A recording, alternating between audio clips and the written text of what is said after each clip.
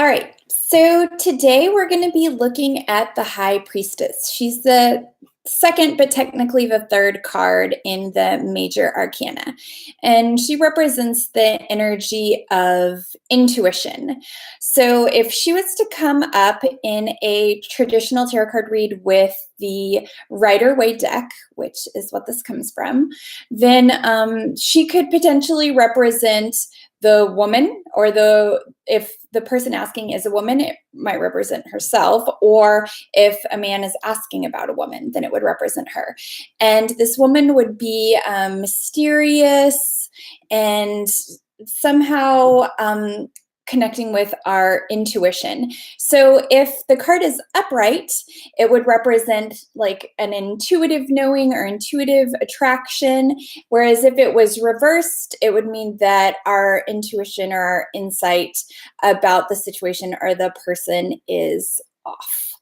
So then when we look at her in the Fountain Tarot card deck, this actually represents someone who needs to pay attention to their life lessons based on their own personal experience and their intuition. So, for example, for myself, if someone tells me how or what I should do from a completely logical reasoning, and I go in and I listen to my intuition or my own life experiences to know that even though what they're saying might make sense logically, if my intuition doesn't make sense with that, that's what I should go to and pay attention to. Now, if this card was to come up reversed, it would still mean that my intuitive messages are off, or I'm paying attention to the superficial or just the world on a shallow level.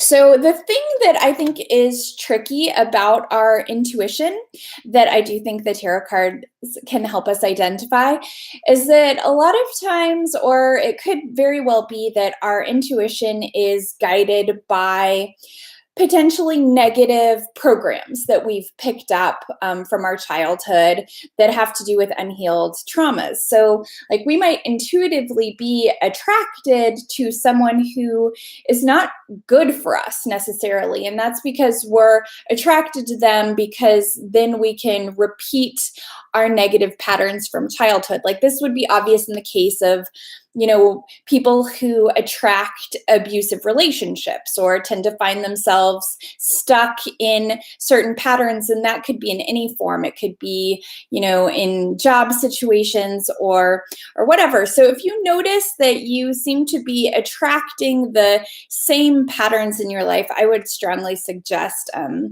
doing some inner child healing or some shadow work so you can reprogram those behaviors so that you're not attracting the same patterns. And doing a tarot card read where the High Priestess comes up is going to reversed will let you know that you need to do that.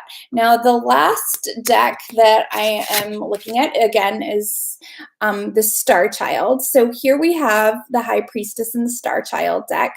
As you can see in all of the decks, we kind of have these two pillars. Like here in the Fountain, she has the curtains of the light and dark. So the High Priestess is someone who can see and manage between the light of our consciousness and the dark of our unconscious. Now, in the Star Child's deck, the High Priestess who is upright is actually able to start learning from the higher realms, or these intuitive lessons that are not directly taught in the material world. So the High Priestess in the Star Child is, again, someone who is able to use their intuition to learn about the higher realms. So I hope that helps. And again, if you have any questions, you can drop them in the chat and I will try to answer them. You can also find me on Facebook as Tarot Artista and the same on Instagram. Thanks. Bye.